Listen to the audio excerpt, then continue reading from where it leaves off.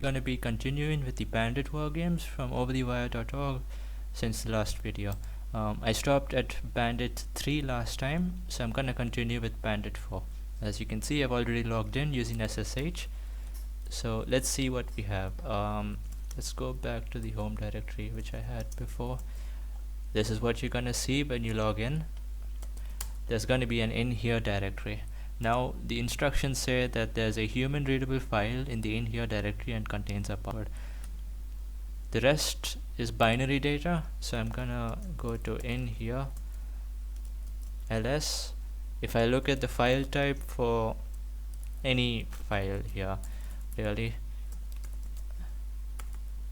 it should tell me that it's data. Now we could check manually with each file in this directory and see which one's ASCII, but that'll take too long. So instead we're just gonna use a wildcard, which is this asterisk. Essentially this means take all the file, take everything in this directory and give it to file.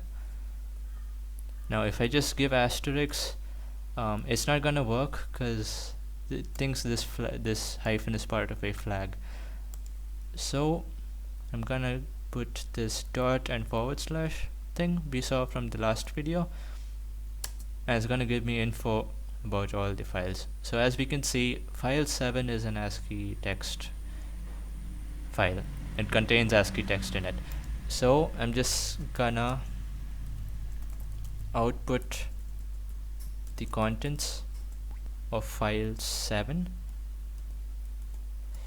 and we get the password for the next level. I copy that, exit, and we move to bandit 5.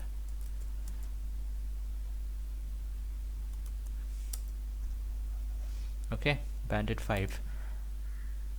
Let's see. The password for the next level is stored in a file somewhere under the in here directory and has all of the following properties. It's human readable. It's exactly 1033 bytes in size, and it's not executable. So let's have a look. We have the in here directory. Let's go inside the in here directory, and there's a lot of folders here. If I list the folder, yes, so it's obviously not feasible to go through each folder and then look through all the files. So instead we can use the find command to find what we're looking for. Since it's supposed to be exactly 1033 bytes in size, we can use the find command and specify the size. A neat little trick to look at what a command does is you use the man pages. So if you type in man and the command name, for most commands it should bring up documentation.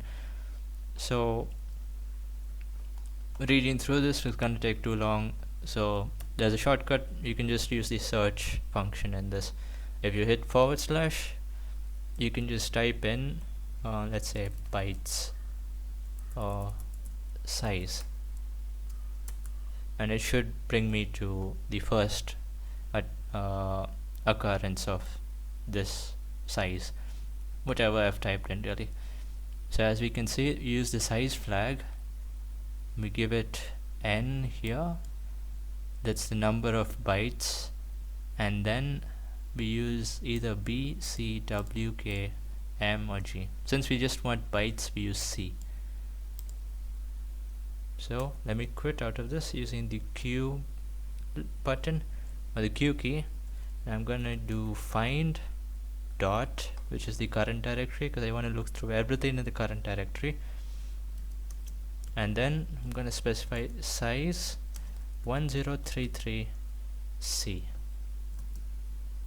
and as we can see, it has found one file with this size. So I'm gonna output maybe here 07 file 2, and we have a password. Exit. On to bandit 6.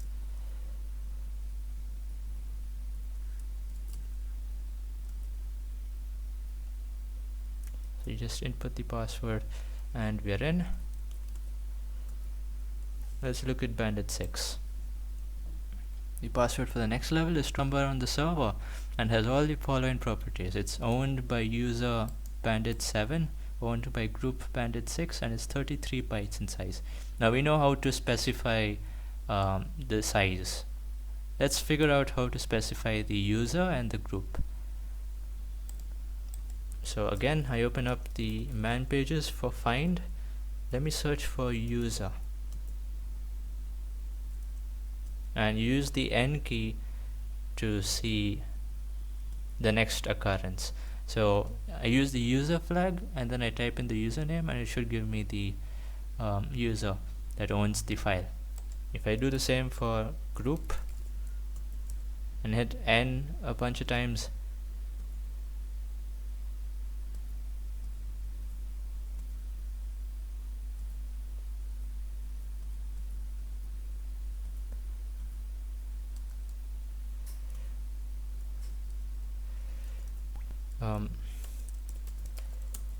yes, group, it should give me the parameter for group. I just give it the group name.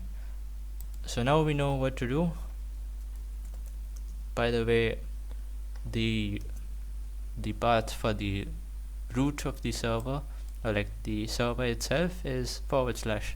That's the root. So find /, I give it the size, so that's size 33C,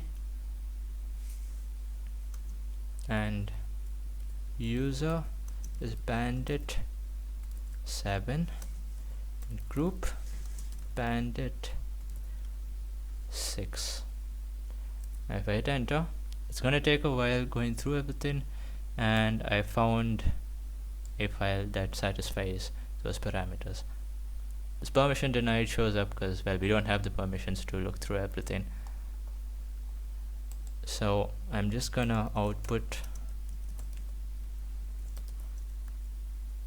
the package info bandit 7.password, and we get the password for bandit 7.